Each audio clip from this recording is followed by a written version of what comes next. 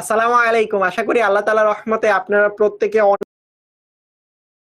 এখন আমরা 4 নাম্বার চলেন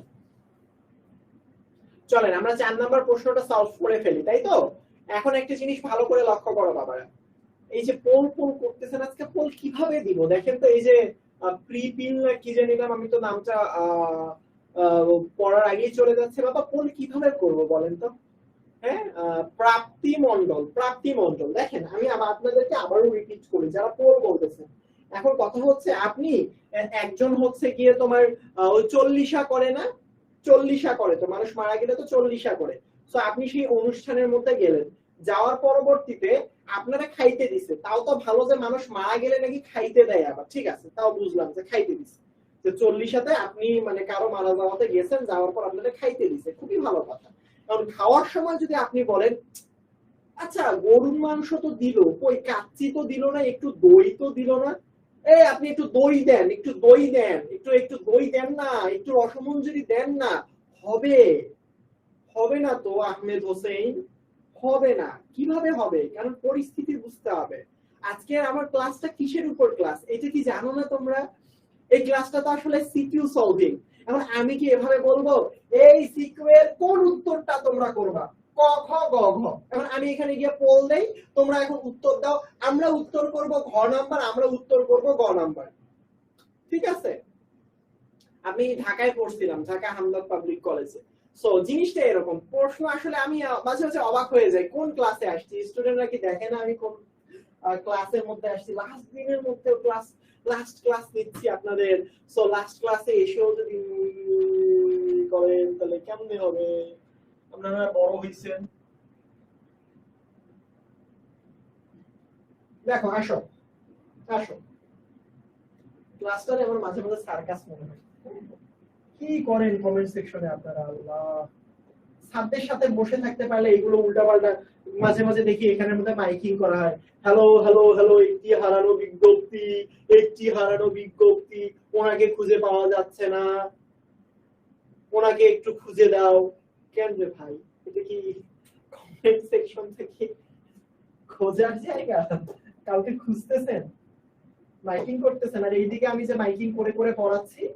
হ্যাঁ বাবারা, এখন দেখো, উদ্দীপকের যৌগদ্বয়ের মধ্যে একটা অ্যাসিড এবং একটি ক্ষার, তাদের রাসায়নিক ধর্ম হতে বিশ্লেষণ করো, অ্যাসিড বা ক্ষার শনাক্ত করো। এখন বলো, আমাকে একটা উত্তর বলো।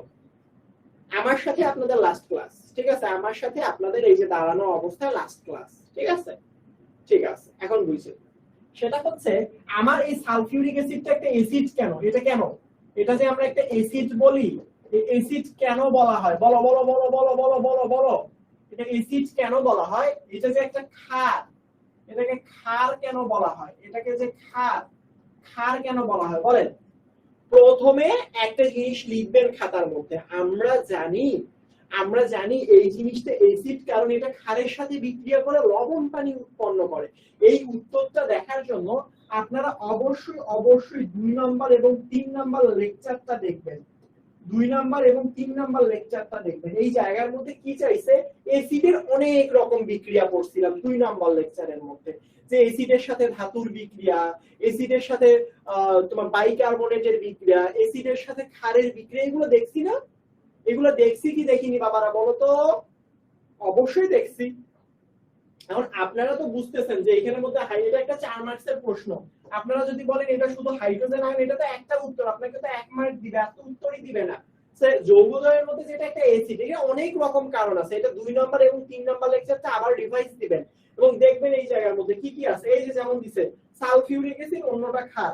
এই যে দেখেন প্রথম কারণ দিছে, এটা একটা অ্যাসিড, কারণ আমি লিখে দিছিলাম অ্যাসিড কি করে, আমরা এনি খালা পড়ছিলাম, এনি খালা। এসিড নীল লিটমাসকে লাল করে, ক্ষার কি করে বলতো, লাল লিটমাসকে নীল করে ফেলে, তাই না? এই যে একটা শুধুমাত্র উত্তর করলে হবে না তো, অনেকগুলো। এটা যেহেতু 4 মার্কসের প্রশ্ন, সো এই প্রশ্নের উত্তরটা 4 মার্কসের মতো করেই দেয়া হবে।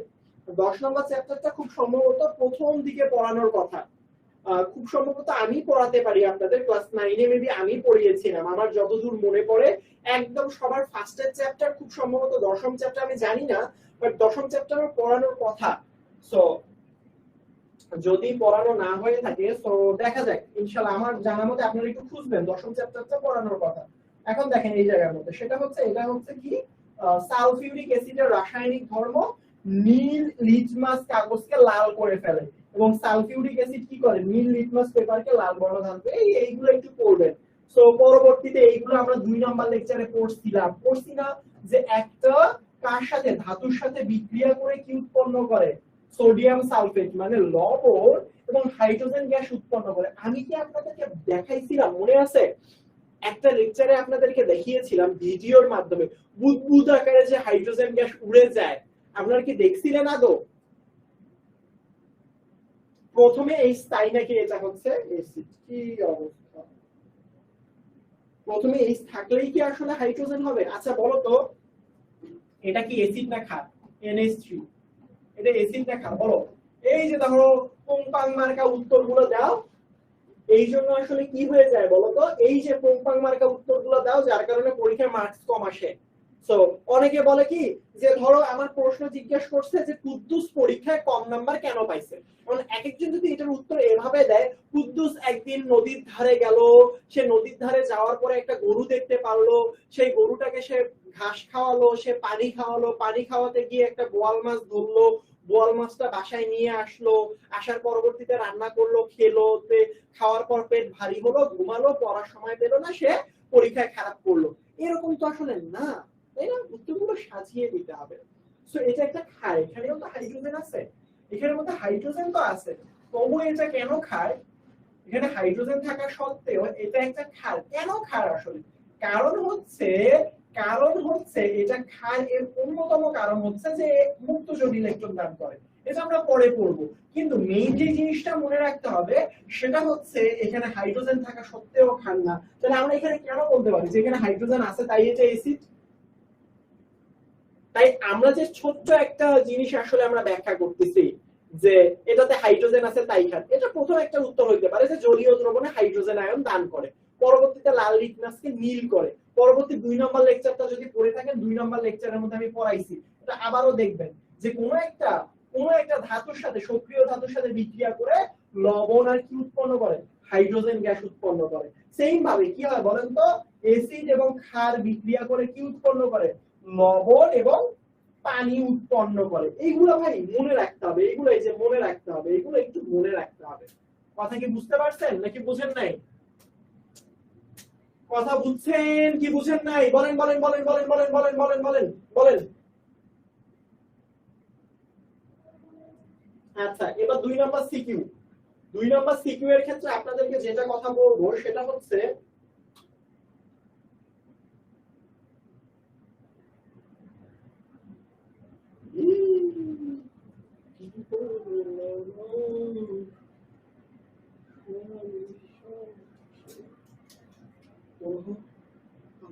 ছোট হয়ে যাচ্ছে না, ঠিক আছে বল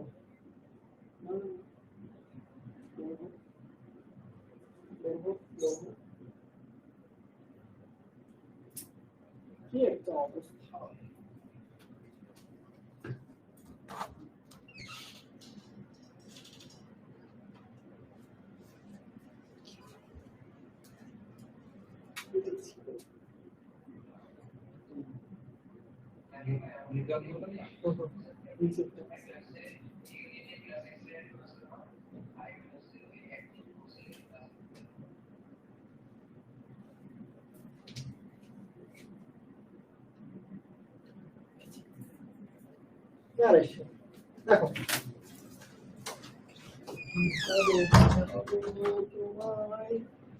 দেখো এখন দেখো সবাইকে চিনি আমি, আপনাদের সবাইকেই চিনি, জানেন আমি আপনাদের সবাইকেই চিনি। আচ্ছা ঠিক আছে, এখন দেখেন একটা জিনিস ভালো করে লক্ষ্য করেন, সেটা হচ্ছে এখানের মধ্যে প্রশ্নটার মধ্যে আমি যদি বলি 9 নম্বর চ্যাপ্টারটা সম্পর্কিত শুধুমাত্র এইটা, বলেন এটার উত্তর কে কে দিতে পারবেন? একটু সৎভাবে করবেন, সৎভাবে বলবেন, আমি একটু দেখার সময় দিচ্ছি। যদি পারেন, হ্যাঁ পারেন, একদম অনেস্ট রিভিউ দিবেন, পারেন তাহলে আমার পোলের মধ্যে ইয়েস দিবেন, আর যদি না পারেন এটা তাহলে নো দিবেন। একটু রিভিউ দিবেন, এটা অনেস্ট রিভিউ দিবেন।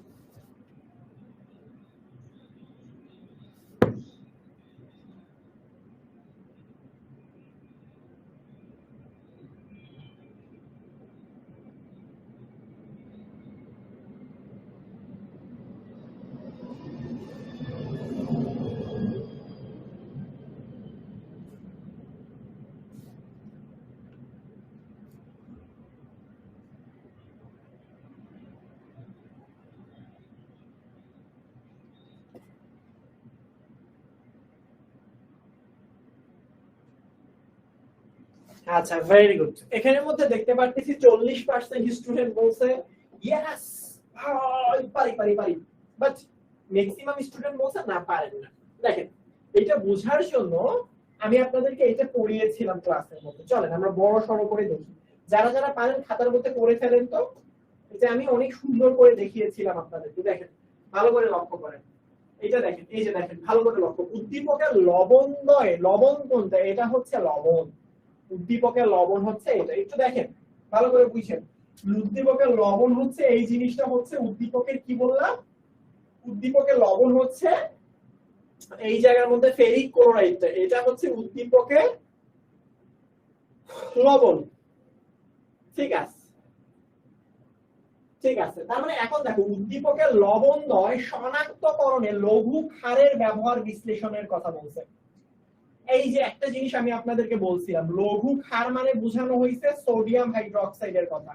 আচ্ছা, আমি আপনাদেরকে পড়িয়েছিলাম 4 নাম্বার লেকচার, আমি একদম লেকচারগুলো রিপিট আকারে দিয়ে দিচ্ছি।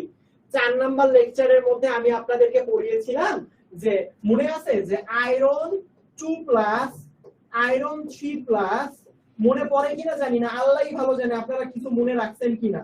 পরবর্তীতে হচ্ছে কপার 2 প্লাস, পরবর্তীতে হচ্ছে ক্যালসিয়াম নাকি ম্যাগনেসিয়াম ছিল, maybe magnesium 2 plus, maybe magnesium কি ছিল, ক্যালসিয়াম থাকার কথা, আমি জানি না, আমি ভুলে গিয়েছি। সো এরকম কিছু যৌগ টৌগ আমি আপনাদেরকে দিয়েছিলাম, যে যেগুলো কি করে বলেন তো, এই জিনিসগুলো যদি কখনো সোডিয়াম হাইড্রোক্সাইডের সাথে বিক্রিয়া করে কি বর্ণ দেয়, এইটা যদি বিক্রিয়া করে, এইটা যদি বিক্রিয়া করে, এইটা যদি বিক্রিয়া করে, এইগুলো কি একটুও মনে পড়ে না আপনাদের? সো এইগুলো তো মনে পড়ার কথা আপনাদের, যদি একটুও পড়াশোনা করে থাকেন। সো আমি আপনাদেরকে বলবো 4 নাম্বার লেকচারটাতে আপনারা চলে যাবেন, খুব সুন্দর করে ব্যাখ্যা দেয়া আছে। বাট ওই জায়গার মধ্যে যত প্রকার লবণ আছে সব প্রকার লবণই দেখানো হয়েছে, আমি এই জায়গার মধ্যে 2 প্রকার লবণ দেখাবো। দেখেন, একটা জিনিস ভালো করে লক্ষ্য করেন, এই জায়গার মধ্যে এইটা যেমন একটা লবণ, এই জায়গার মধ্যে এইটা একটা লবণ। ঠিক আছে? সো এখন দেখেন, আপনারা সবসময় মনে রাখবেন, আয়রন, আয়রনের 2টা আয়ন হয়, একটা হচ্ছে আয়রন হয় 2 প্লাস, একটা হচ্ছে আয়রন হয় 3 প্লাস। এই দুইটা হয় আয়রন 2 প্লাস, এবং আয়রন কত প্লাস হয়? আয়রন হয় 3 প্লাস। তাহলে আয়রন যদি 2 প্লাস হয় তখন আমি বলতে পারি FeCl2, এবং আয়রন যদি 3 প্লাস হয় সেই যৌগটাকে বলি FeCl3। আচ্ছা, খুবই ভালো করে দেখেন, আমি যেভাবে লিখে দিচ্ছি, আগেও এইভাবেই লিখে দিচ্ছি, আল্লাহই জানে আমরা তো জীবন জীবন। এই যে দেখেন, যদি আয়রন 2 প্লাস হয় এটাকে বলা হয় ফেরাস, আয়রনটাকে বলা হয় ফেরাস, এবং লাস্টে যেহেতু দন্তস্ব আছে, এইটার বর্ণ হয় দন্তস্ব অনুসারে সবুজ, এটা অর্ধক্ষেপ দেয় হচ্ছে সবুজ। আর এই যে FeCl3, এটাকে বলা হয় ফেরিক, এটাকে কি বলা হয়? ফেরিক, এবং এটার বর্ণটা হয় বাদামি, বাদামি। কোন দামি? বাদামি। এটা কি বর্ণ হয়? এটা হয় বাদামি বর্ণের। এটা কোন বর্ণের হয়? এটা হচ্ছে বাদামি বর্ণের। এটা হচ্ছে কোন বর্ণের? এটা হচ্ছে বাদামি বর্ণের। এটা কোন বর্ণের? এটা হচ্ছে বাদামি বর্ণের। এটা কোন বর্ণ? এটা হচ্ছে বাদামি বর্ণের। আমার কথা কি বুঝতে পারছেন? আমার কথা কি বোঝা গেছে? তার মানে এখন একটা জিনিস ভালো করে লক্ষ্য করেন, একটা জিনিস ভালো করে লক্ষ্য করেন, এটা কখন সবুজ হয় বা বাদামি হয়।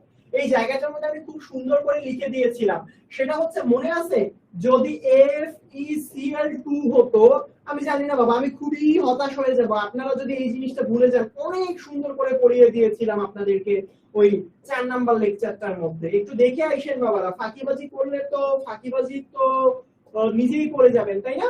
নিজেই করে যাবেন। তাহলে এখন একটা জিনিস ভালো করে লক্ষ্য করেন, সেটা হচ্ছে এই জায়গার মধ্যে আমি বলছিলাম যতগুলা ক্লোরিন ঠিক ততগুলা হাইড্রোক্সাইড সংযুক্ত হবে। এখানে যতগুলা ক্লোরিন, এখানের মধ্যে ক্লোরিন 2টা দিয়ে দিয়েছি, সো এখানে ক্লোরিন আমি 3টা দিয়ে দিব।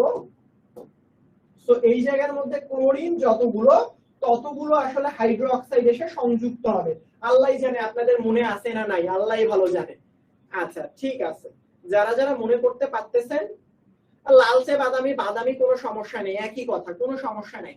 আচ্ছা, তাহলে এই যে দেখেন, এই জায়গার মধ্যে এখানে যেটা আয়রনের সাথে 2টা ক্লোরিন ছিল, তাই এখানে আয়রনের সাথে 2টা হাইড্রোক্সাইড। বাবারা দেখেন, এই জিনিস যদি আপনি না, আমি ক্লাসে এত সুন্দর করে পড়িয়ে দিয়েছিলাম, এখন যদি এসে বলেন ভাই কি হচ্ছে ভাই, সব মাথার উপর দিয়ে উড়ে যাচ্ছে, কি হচ্ছে না হচ্ছে ভুলে যাচ্ছি, তাহলে কিন্তু আমার কোনো 0% দোষ নাই ভাই। কারণ জিনিসটা কি বুঝছেন, আমরা টিচাররা শুধুমাত্র আপনাদেরকে ধরিয়ে দিতে পারি। আমি টিচার, আমি আপনাদেরকে ধরিয়ে দিতে পারি। যেমন আমি একটা উদাহরণ দেই, ধরেন আপনার বাসার মধ্যে ছোট্ট একটা পিচ্চি ভাই আছে, সো ওকে আপনি ক খ পড়াচ্ছেন, সো ক খ গ গ উম চ ছ জ ঝ ঞ চ ছ, লাস্টে যখন একদম লাস্টে যখন চুন্দুর বিন্দুর না কি একটা আছে ওইখানে আসছেন, আসার পর আপনার ভাই পড়াশোনা না করার জন্য, রিভাইজ না দেওয়ার জন্য এই জায়গার মধ্যে কি হয়ে গেছে, ভুলে গেছে। সো ভুলে গিয়ে কি হয়েছে, ক, এটা কি জিনিস হবে না কিন্তু। সো দোষটা কিন্তু আপনার কোনো পক্ষে না, কারণ আমরা ভাই ভুলে গেছে, পড়ে নাই তাই। সো আপনার ক্ষেত্রেও কিন্তু এরকমটাই হচ্ছে। আনিকা রহমান, কোনো সমস্যা নেই, নাইট্রেটেও যা হবে ক্লোরাইডও তাই হবে, কোনো সমস্যা নেই। আপনি এখানের মধ্যে আমি ক্লাসের মধ্যে আমার মনে পড়ে এখন এই যে FeNO3 এইভাবে পড়িয়ে দিয়েছিলাম। সো এরকম করে এবং এরকম করে যৌগে যদি NO3 না দেয়া থাকে, ক্লোরিন দেয়া থাকে, তাও কোনো সমস্যা নেই, একই একই জিনিসপত্র বাবা। এই যে নাইট্রেট থাকা আর ক্লোরাইড থাকা একই কথা, একই, কোনো সমস্যা নেই এখানে, কোনো সমস্যা নাই বাবা, কোনো সমস্যা নেই। নাইট্রেট থাকা আর ক্লোরাইড থাকা, ওখানে নাইট্রেট দেখাইছে এখানে ক্লোরাইড দেখাচ্ছি, কোনো সমস্যা নেই, একই জিনিস একই জিনিস। ঠিক আছে, আচ্ছা ঠিক আছে সাহেব, মোহাম্মদপুর এলাকার কাছে থাকেন, ঠিক আছে বুঝতে পারছি বাবা সাহেব, আমিও মোহাম্মদপুর লিমিটেডে থাকি। আচ্ছা ঠিক আছে, গল্প প্লিজ, পারে না পড়াশোনা, গল্প আসছে রঙের কথা, গল্প মারাইছে। দেখো তার মানে এটা কি, এটা হচ্ছে সবুজ, এটা হচ্ছে কি সবুজ, আর এটা কি, এটা হচ্ছে বাদামি। আমার মনে হচ্ছে কি, আমি মনে হচ্ছে যে ঠাকুরমার ঝুলি, ঠিক আছে ভাই একটা গল্প বলেন, আসো সবাই বসো, আসো পড়াই, কি ভাই গল্প, পড়াশোনা গুলো তো করতেছি, পড়াশোনা কখন করবো আমরা যদি গল্প করি এভাবে।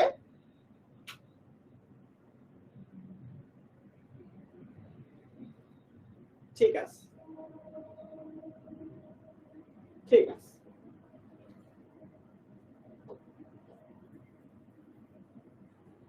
এই যে যেভাবে দিলাম, এই যে সবুজ এবং বাদামি এভাবে আসলে করা যায়। এই যে এই বিক্রিয়াগুলো লিখবেন, আমি ওই লেকচারে অবশ্যই অবশ্যই 4 নাম্বার লেকচারটার মধ্যে যাবেন, যাওয়ার পর অবশ্যই করবেন বাবা। এটা কিন্তু নয়তো এরকম হয়ে যাবে যে ভাইয়া মনে হয় করাইনি জন্য পাইনি, না, এটা আপনি করেন নাই, দোষটা হচ্ছে আপনার, আপনি করেন নাই, আপনি করেন নাই, তাই আপনি পারেননি, করেন নাই, ঠিক আছে। তার মানে এইখানের মধ্যে আমার 0% জিনিস যে আমি এখানের মধ্যে করিয়ে দিয়েছি, আমি এখানে কিন্তু মুক্ত। আপনি যদি না করেন দিন শেষে আপনি পস্তায় পড়বেন, ঠিক আছে, আপনি কিন্তু পিছিয়ে পড়বেন, পিছিয়ে কিন্তু আপনি পড়তেছেন দিন শেষে, তাই না, তাই না। ঠিক আছে,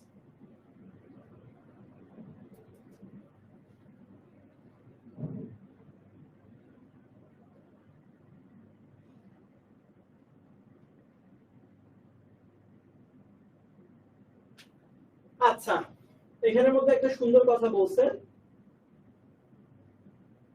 এটা দেখালে এখন আপনাদের মাথা ঘুরবে, এটা এখন দেখাবো না।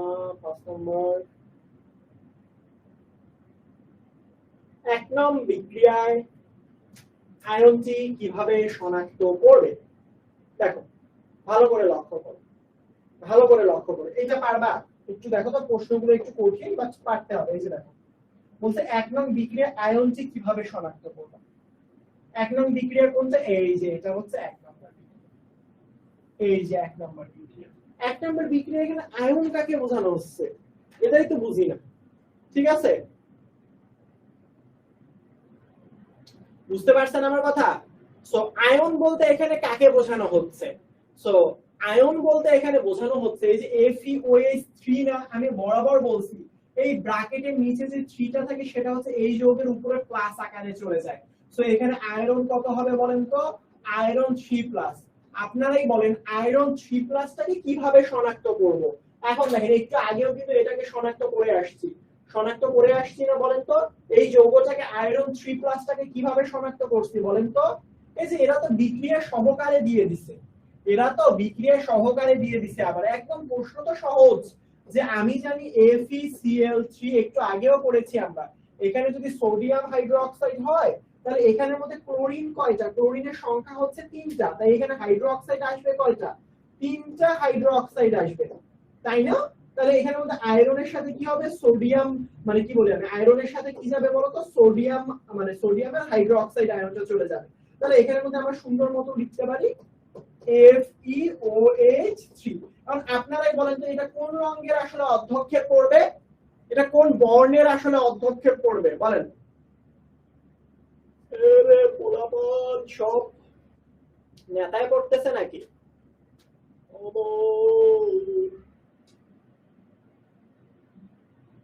মাথা ব্যথা করতেছে, মাথায় কাজ করে না, মাথা তো ব্যথাই করবে, মাথা আর কি করবে বাবা, মাথা তো পারেই একটা কাজ ব্যথা করতে।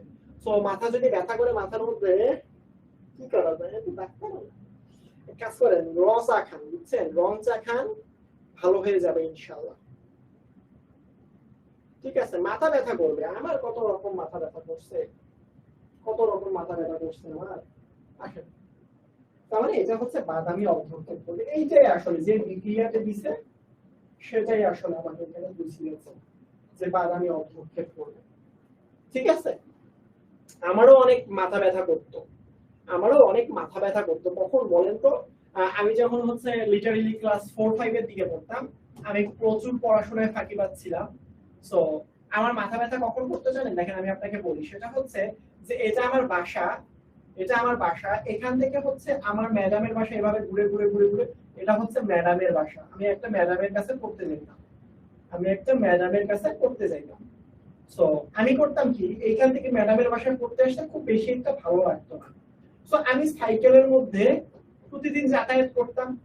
সো এখান থেকে এখানে লিটারেলি দূরত্ব ছিল 4 থেকে 5 কিলোমিটার। সো আমি কখনো না পড়তে যাইতাম না। 1-2 দিন পড়তে যাওয়ার পর আমি ম্যাডামের বাসার সামনে দিয়ে একটা রাস্তা আবিষ্কার করলাম, যেটা এভাবে ঘুরে ঘুরে ঘুরে ঘুরে ঘুরে ঘুরে আমার বাসায় এভাবে ফিরে আসা যায়। সো লিটারেলি সাইকেল দিয়ে যদি এভাবে ঘুরে ঘুরে ঘুরে ঘুরে ঘুরে ঘুরে ঘুরে ঘুরে ঘুরে ঘুরে ঘুরে এখানে আসি, তাহলে মোটামুটি 1 ঘন্টা বা 1 আওয়ারের মতো লেগে যায়, 1 ঘন্টার মতো। সো আমি একদিন করলাম কি, ম্যাডামের বাসার সামনে দিয়ে যাওয়ার সময় আমার তো মনে হইতো যে সামনে যদি বাইরে যদি ম্যাডাম দাঁড়ায় থাকে আমার তো দেখে ফেলবে। তখন কি করতাম? তখন আমি একটা কাজ করতাম যে মুখের মধ্যে হয়তো সাথে একটা গামছা টামছা বা এরকম কোনো কিছু নিতাম। ঠিক আছে, গামছা টামছা দিয়ে এমনি মোড়াই টোড়াই নিয়ে এমনি এমনি ঢাইকে দিতাম, নিয়ে যেয়ে কোনো রকমের তাড়াতাড়ি তাড়াতাড়ি দৌড় মাইরে এই রাস্তাটা পার হয়ে এই জায়গার মধ্যে একটা ফাঁকা মাঠ ছিল, তো ফাঁকা মাঠের মধ্যে বসে থাকতাম। বসে বসে এই পাশ দিয়ে বসে বসে এখানে আসতাম, এসে বলতাম, আরে আম্মু আজকে যা পড়াইছে ম্যাডাম, সেই পড়া পড়াইছে, আজকে পড়া পুরো মুখস্থ করাই দিছে, আমি আর পড়াশোনা করবোই না। ঠিক আছে, আম্মুও খুশি, ঠিক আছে পড়াশোনা করছে, হ্যাঁ করছে। এরকম করে যখন 3 মাস চলে গেছে, একদিন শুনি আম্মু বলতেছিল যে তোর ম্যাডাম ফোন দিছিল তোর বাসায় আসবে দেখা করতে। শেষ, ম্যাডাম নাকি আমার বাসায় আসবে দেখা করতে। সো এখন আমার হুট করে মনে হলো কোনো একটা মানে হচ্ছে বাহানা তো দিতে হবে, তাই না? যে কোনো একটা বাহানা দিয়ে তো আসলে ম্যাডামের কাছ থেকে পাশ কাটাইতে হবে। সো সেদিন গেলাম, সেদিন আমি ম্যাডামের বাসায় নিজে নিজে তাড়াতাড়ি সাইকেল নিয়ে ম্যাডামের বাসায় গেলাম। সো এটা হচ্ছে ফারদিন ভাইয়া, এটা হচ্ছে ম্যাডাম। ম্যাডামকে গিয়ে বললাম যে ম্যাডাম দেখেন আসলে বাসার মধ্যে মানুষজন অনেক ব্যস্ত, অনেক মানুষজন আসছে, অনেক ব্যস্ত, আব্বু অসুস্থ, আম্মু অসুস্থ, আমার বাসায় যাইয়েন না, তবে আব্বু আম্মুকে ফোনও দিয়েন না। যদি আব্বু আম্মুকে ফোন দেন, আব্বু আম্মুকে তো আমাকে পাঠাইছে, তাহলে আপনাকে না খারাপ মনে করতে পারে। আমি বললাম, ম্যাডাম বলে কেন, আমি তো তোমার আম্মুর সাথে কথা বলছি, তুমি তো আসো না আমার এখানে ঠিক মতো। সো চলো তোমার আম্মুর এখানে চলো, তোমার বিচার আছে, এতদিন কোথায় গেছো কোথায় ঘুরছো সব বিচার আছে। ম্যাডাম দেখেন আসলে বিচারটা তো বড় কথা না, মানুষের সুস্থতা বড় কথা। দেখেন আসলে আপনি তো বড় মানুষ, আপনি বুঝেন, আপনি চলেন না, আপনি যাইেন না, আমার বাসায় যাইেন না। আর আপনি এমন কেন বলেন তো, আমার বাসায় যাইতে চান কিসের জন্য? আমার বাসায় যাইতে হবে না আপনার, আমার বাসায় গিয়ে তেমন কোনো রান্না বান্না হয়নি, আপনি একটা কাজ করেন, সেটা হচ্ছে আপনি থাকেন, আপনি এখানেই থাকেন। পরে বলছে যে বেয়াদব রে বেয়াদব, তোরে আমি ধরলে কি যে বানাইতাম, তুই বাইচা গেলি আজকে। পরে আমি বাসায় গেছি, আম্মু তো থাপ্পড়, ওই বেয়াদব তুই নাকি, আমি তো ভাবছি ম্যাডাম ভালো, আমরা তমনের হিসেবে আরে ম্যাডাম তো কিছু বলবে না বাসার মধ্যে। সো বাসার লোকজন তো ধরে ধরে, এই তুই ম্যাডামের বাসায় পড়তে যাইতি না, এই ফাঁকিবাজ, এই বাদর, এই সেই করে, আরে মায়ের রে মায়ের, সেই রকম মায়ের। পরবর্তীতে একটা টিচার বাসার মধ্যে দিল। সো বাসার মধ্যে দেওয়ার পরবর্তীতে ওই টিচার যখন বাসায় আসতো আমাকে প্যারাগ্রাফ মুখস্থ করতে দিত। সো প্যারাগ্রাফ তো আমার জীবনে মুখস্থ হইতো না। সো আমি কি করতাম, সো আমি আমি বিভিন্ন স্টোরির ক্ষেত্রে যে once upon a time there lived a cow, once upon a time there was a cow, once upon a time there was a নদী নালা, এরকম কিছু কথাবার্তা আর কি সব সময় হচ্ছে গিয়ে বলে আসতাম। তো পিটাই তো ধরে ধরে এরকম আঙ্গুলের মধ্যে চাপ দিত। তো একটা বুদ্ধি বের করলাম যে কিভাবে আসলে এই ফাঁকিবাজি জিনিসগুলো আসলে পড়াশোনা না করেও আসলে পাওয়া যায়। তো আমি একটা কাজ করলাম, সেটা হচ্ছে ছাত্র টেবিলে বসে, পাশে তো আমার দেয়াল, সো দেয়ালটা সুন্দর সাদা। সো মাথার মধ্যে বুদ্ধি থাকলো কেননা আমি দেয়ালের নিচের দিকে পুরো আমি একটা প্যারাগ্রাফ লিখে রাখি। সো করলাম কি, কলম দিয়ে আমি প্যারাগ্রাফ না ওই মেঝের মধ্যে, মেঝের উপরে দেয়ালের মধ্যে লিখে রাখতাম। তো স্যার আসতো, এমনি দেখে দেখে লিখতাম এরকম প্যারাগ্রাফ, কখনো কম্পোজিশন লিখতে লিখতে আল্লাহ নিচের ওই সাইডে পুরো দেয়াল ভরে গেছে। এখন আমার তো বাঁচার মুশকিল, যে এখন তো আমার বাসার মধ্যে ধরবে, কিরে ওইভাবে কে লিখছে, সো ধরলে তো একদম খবর আছে আমার। সো আমি বললাম যে আসলে আমার ছোট ভাই ছিল, যে আমার ছোট ভাই আসলে ওই জায়গার মধ্যে লিখছে। তো ও তো কথা বলতে পারতো না ওইভাবে। ও বললো যে ওরে বাবা রে বাবা, তোর ভাইটা একদম মাস্টার্স পিএইচডি একদম পাশ করে ফেলছে, ওইখানে লেখা once upon a time there lived a cow, আর তোর ভাই এত পিচ্ছি একটা ভাই কথা বলতে পারে না, সে একদম গরু টরুর কাহিনী লিখে লিখে একাকার অবস্থা করে ফেলছে। তো গেল, সেদিনও পেদানি টেদানি দিছিল অনেক রকমের, পরবর্তীতে একটু সোজা হয়েছিলাম, পরে আমার তারা ভাবছিল যে পড়াশোনা হবে না, পরবর্তীতে হচ্ছে টাইপ টুইতে রংপুরে পাঠাই দিছিল, মানে গ্রাম থেকে শহরে পাঠাই দিল, পরবর্তীতে একটু চিপা টিপা খাওয়া একটু পড়াশোনা করছিলাম আর কি। ঠিক আছে, আচ্ছা। তো আমরা গেলাম এই আয়নটা শনাক্ত করে, তাই না?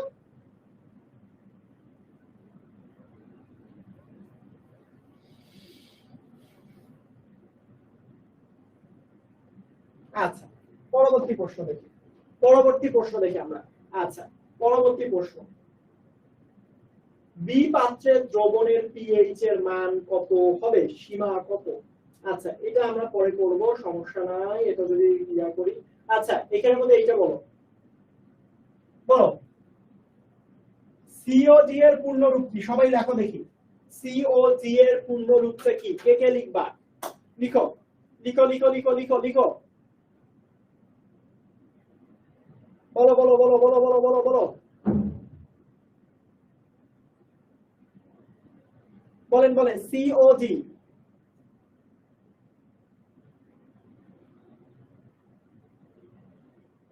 সিতে কি হয় বলেন? সিতে কারমাইকেল কলেজ? বলেন সিতে কি হয়? বলেন তো বাবারা, সিতে কি হয় আসলে, অ্যাকচুয়ালি কি হয় বলেন তো?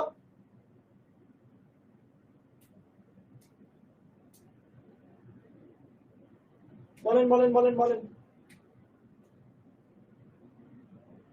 ভেরি গুড, জিহাদের উত্তর পেয়ে গেছি। ঠিক আছে, কেমিক্যাল অক্সিজেন ডিমান্ড, সিওজি হচ্ছে chemical oxygen demand. Very good, সিতে হচ্ছে কেমিক্যাল, ওতে হচ্ছে অক্সিজেন, ডিতে হচ্ছে ডিমান্ড। তার মানে ব্যাপারটা হচ্ছে সিওজি অর্থ হচ্ছে কেমিক্যাল অক্সিজেন ডিমান্ড। এই তো সুন্দর পারছেন আপনারা, এই যে সুন্দর, সিওজি মানে হচ্ছে কেমিক্যাল অক্সিজেন ডিমান্ড, আপনারা পেয়ে গেছে। পরবর্তীতে সোডিয়াম একটা ক্ষার ধাতু, ব্যাখ্যা করো। এটা কিন্তু আমি পড়িয়েছিলাম যে কোনো কিছুকে আমি যদি ক্ষার বলতে চাই তাহলে তার দুইটা বৈশিষ্ট্য থাকতে হবে। সো তার অক্সাইডটাকে, যেমন হচ্ছে এখানের মধ্যে সোডিয়াম একটা ক্ষার ধাতু, কারণ হচ্ছে গ্রুপ 1 এ অবস্থান করে। গ্রুপ 1 এর মধ্যে অবস্থানকারী সকল ধাতুকে বলা হয় কোন ধাতু? ক্ষার ধাতু। সকল ধাতুকে কি বলা হয়? ক্ষার ধাতু বলা হয়ে থাকে। সকল ধাতুকে ক্ষার ধাতু বলা হয়। আর লাগবে না এখানে কিছু এরকম। আচ্ছা, এখানের মধ্যে ভালো করে লক্ষ্য করো, সেটা হচ্ছে বলছে এসিড বৃষ্টির পানির ভূত্বকের উপর দিয়ে যাওয়া বিভিন্ন সময় লবণ দ্রবীভূত হয়, পানির বৈশিষ্ট্য ক্ষরতা সৃষ্টি হয়। এই যে ক্ষরতা জিনিসপত্র, এই যে আমার মনে আছে, মনে আছে খর পানিতে সাবান ফেনা উৎপন্ন করে না কেন, এগুলো বলছিলাম। পিএইচ কাকে বলে, এটার উত্তর দেন। পিএইচ কাকে বলে? পিএইচ কাকে বলে? বলেন বলেন বলেন বলেন, পিএইচ কাকে বলা হয়? পিএইচ কাকে বলে? পিএইচ কাকে বলে বলেন তো একটু শুনি, কে বলতে পারবা পিএইচ কাকে বলা হয়?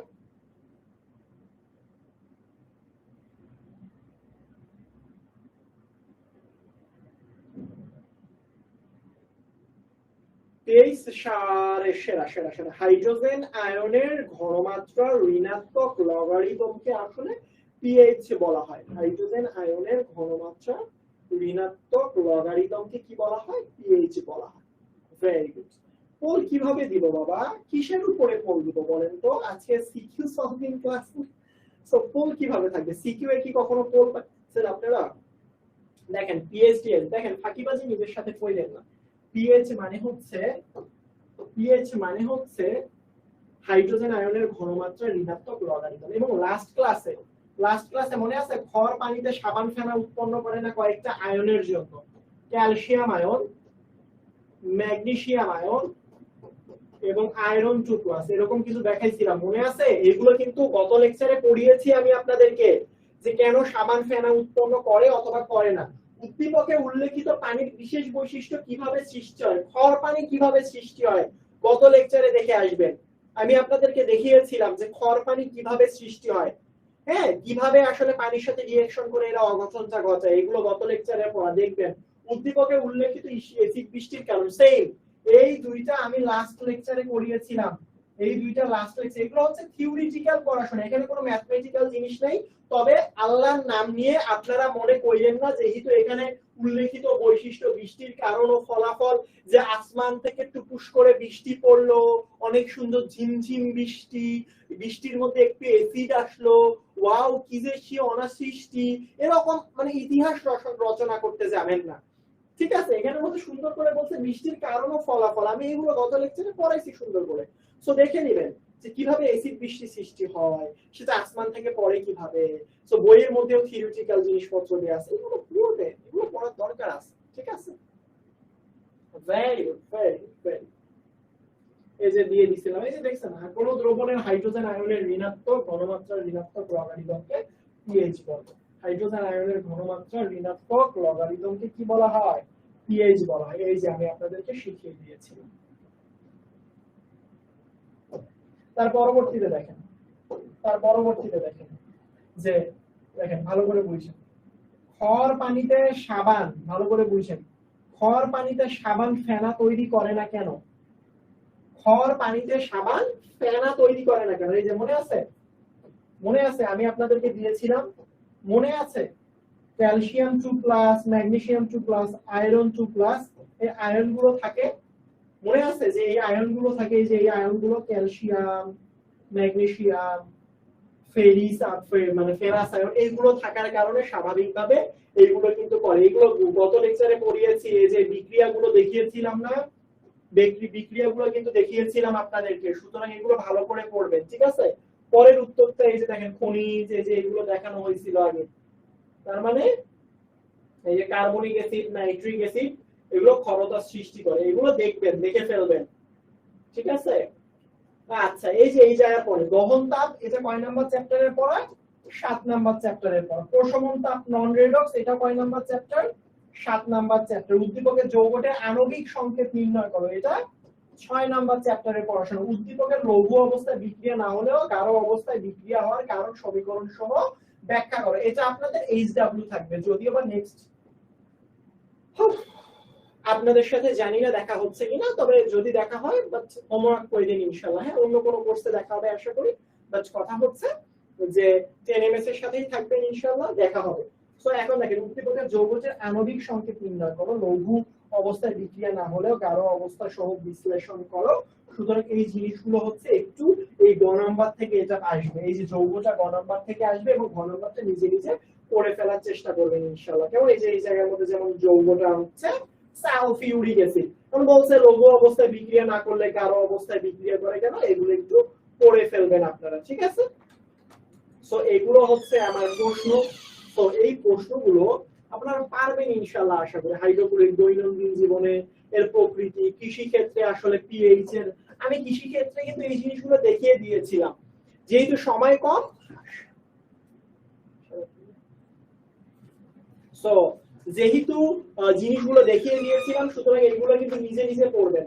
আমি আপনাদেরকে যে ধন্যবাদ, যেহেতু ধন্যবাদ, শুনেন আমি আপনাদেরকে কতদিনের গল্পটা বলবো ইনশাআল্লাহ, কোনো সমস্যা নেই, বাট এখানের ক্ষেত্রে যে জিনিসটা মনে রাখবেন আপনারা, সেটা হচ্ছে যে সব সময় মনে রাখবেন একটা কথা, সেটা হচ্ছে যে পড়াগুলো পড়ে যাচ্ছেন, সেই পড়াগুলো কিন্তু নিজের দায়িত্ব নিয়ে সুন্দর করে পড়বেন, ঠিক আছে? দিন শেষে যদি আপনি কষ্ট পান তাহলে কষ্টটা কিন্তু আপনারই থাকবে। বলবো স্টোরিটা বলবো ইনশাআল্লাহ, ঠিক আছে? আচ্ছা, গতদিনের স্টোরিতে যেখানে আমি থেমে গিয়েছিলাম, যদিও বা স্টোরিটা বলতে মানা করে দিয়েছে, সো আমিও খুব শর্টকাট ভাবে শেষ করব, কারণ এরকম ভূতের স্টোরি বলাটা হচ্ছে যায় না, ঠিক আছে? ভূতের স্টোরি আমাকে বলে দেওয়া হয়েছে অফিসিয়ালি, এগুলো মানা করা, ঠিক আছে? তবুও আপনাদের রিকোয়েস্টে আমি বলতেছি স্টোরিটা ভালো করে শুনেন। তো এটা কিন্তু শুধুমাত্র একটা গল্প মাত্র, সুতরাং একটা শুধু গল্প, বা আমি জানি না সত্যি কিনা, আমি যার কাছ থেকে শুনেছিলাম সে বলেছিল সত্যি।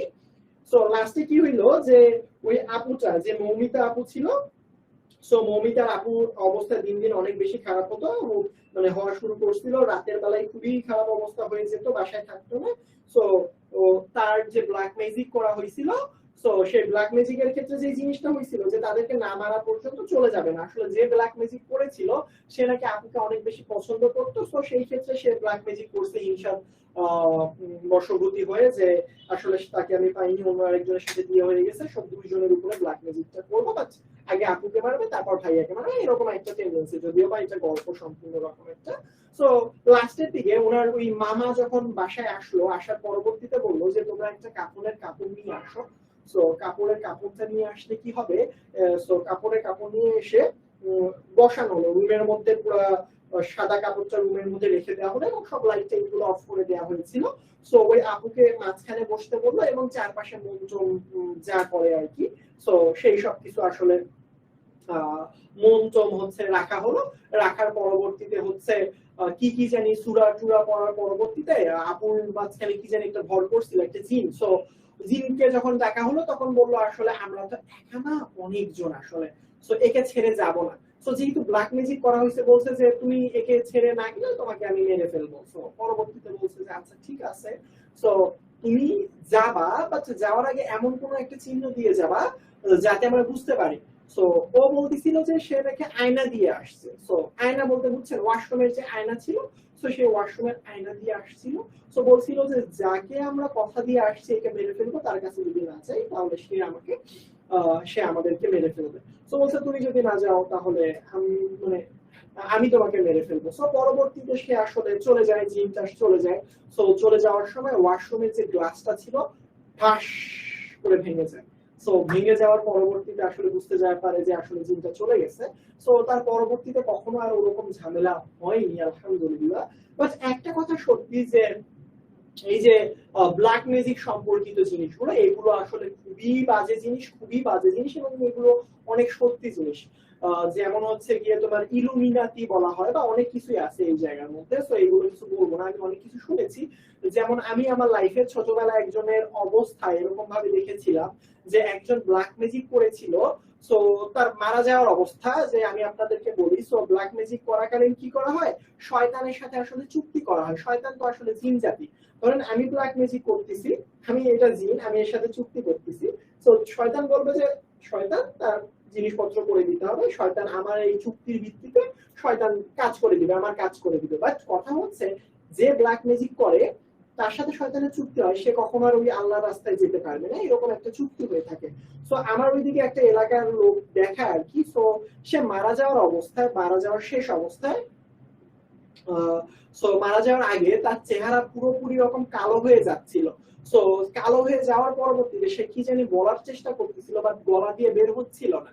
সো না বের হওয়ার কারণে মানে পরবর্তীতে মারা গেছে। সো পরবর্তীতে আর একটা হুজুরের কাছে গেলে শোনা যায় যে আসলে পরবর্তীতে যারা ব্ল্যাক ম্যাজিক সারা জীবন করে আসে, মারা যাওয়ার সময় তার চেহারা একদম কালো হয়ে যায় এবং গলা টলা একদম, মানে সে যখন কলেমা পড়তে যায় সে তো জানে আসলে কি ভুলটা করে আসছে, বা ইস্তেগফার করতে যায় তখন তার গলাটা চিপে ধরে আসলে।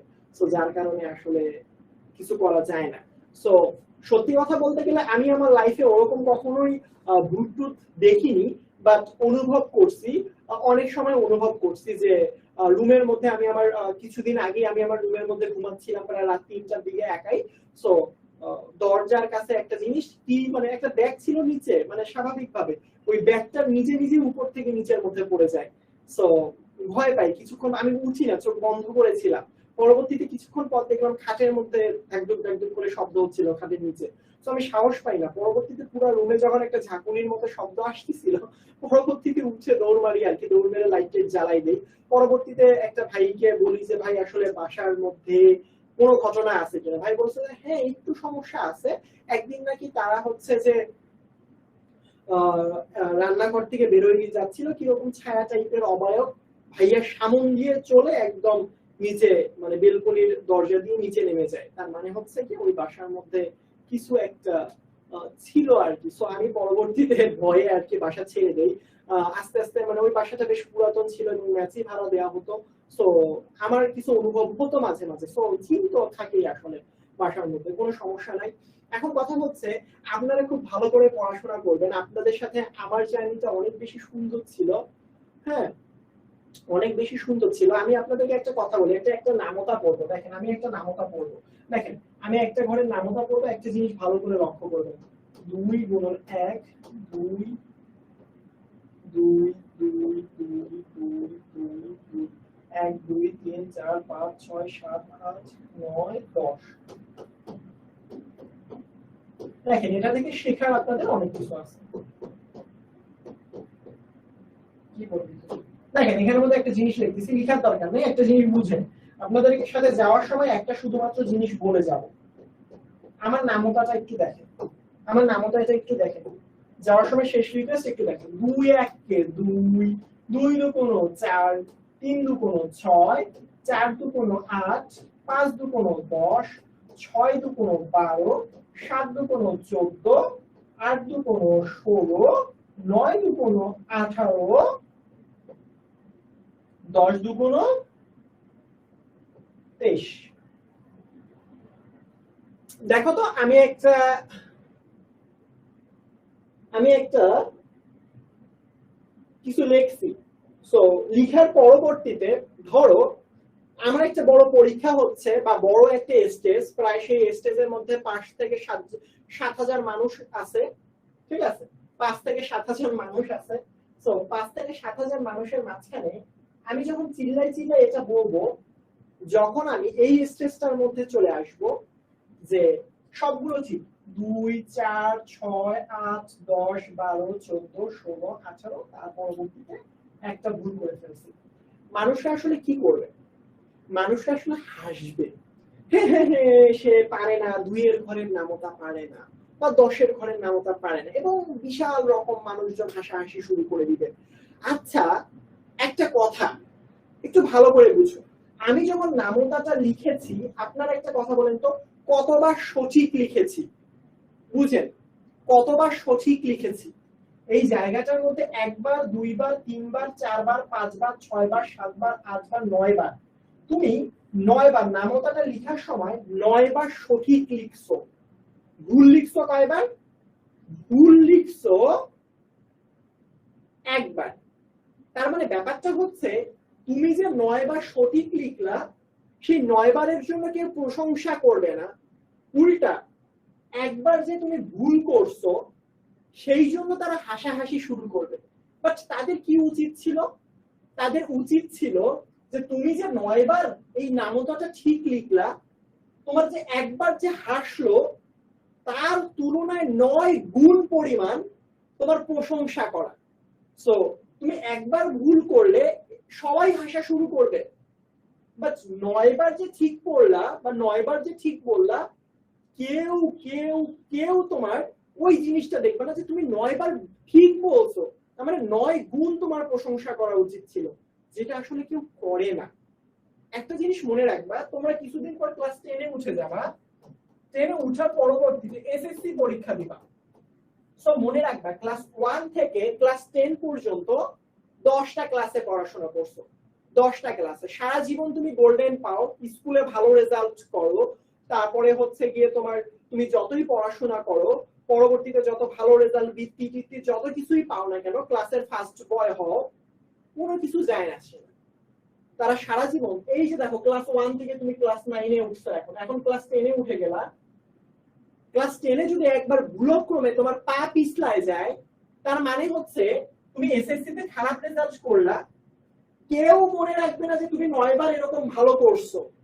সবাই এসে বাসার মধ্যে প্রথমে বলবে, এই তোর এরকম রেজাল্ট হইলো, তোর এত অধপতন। কেউ একবার বলবে না যে বাবা তোর খারাপ রেজাল্ট হইলো কোনো সমস্যা নাই, তুমি তো 9 বার ভালো করছো, তুমি একবার খারাপ করছো তাতে কি হয়েছে, তোমার 9 বার ভালো করার যোগ্যতা আছে, ভালো করার যোগ্যতাটা বেশি, তুমি ভুল করতেই পারো একবার। তুমি ইনশাল্লাহ ভালো করবে, সেই কথা কেউ বলবে না। সবাই এসে ওই একবার ভুলের জন্য তোমার জীবনটা একদম মানে এত বাজে বাজে কথা শোনাবে, আমি শুনে আসছি। সো আমি যদিও বা A+ পাইছিলাম আল্লাহর রহমতে, বাট অনেক কথা শুনে আসছি। সুতরাং সেই জিনিসটা আপনারা করবেন না, সুযোগ দিবেন না, আপনার বাবা মাকে আসলে হতাশ করবেন না। আসলে কি মনে হয় আপনার বাবা মা আপনাকে পড়াশোনা করতে বলে আপনার বাবা মায়ের জন্য? কখনোই না। আপনি যাতে একটা ভালো জায়গায় যেতে পারেন, আপনার আশপাশের মানুষরা আপনাকে যাতে নিয়ে ঠাট্টা করতে না পারে, মজা করতে না পারে, আপনাকে নিয়ে যাতে দুইটা কথা শোনাতে না পারে, আপনাকে যাতে দুইটা কথা না বলতে পারে, সেই জন্য আসলে আপনাদেরকে আসলে পড়াশোনা করতে বলা হয়। সবসময় মনে রাখবেন যে আপনি চাকরি করবেন, ডাক্তার করবেন, ইঞ্জিনিয়ার হবেন, আপনার আব্বু আম্মু আপনার খাওয়া দাওয়া করার জন্য না, যে আপনার আব্বু আম্মুর সময় চলে যাবে, আল্লাহ তাআলা তাদেরকে চালাই নেবেন।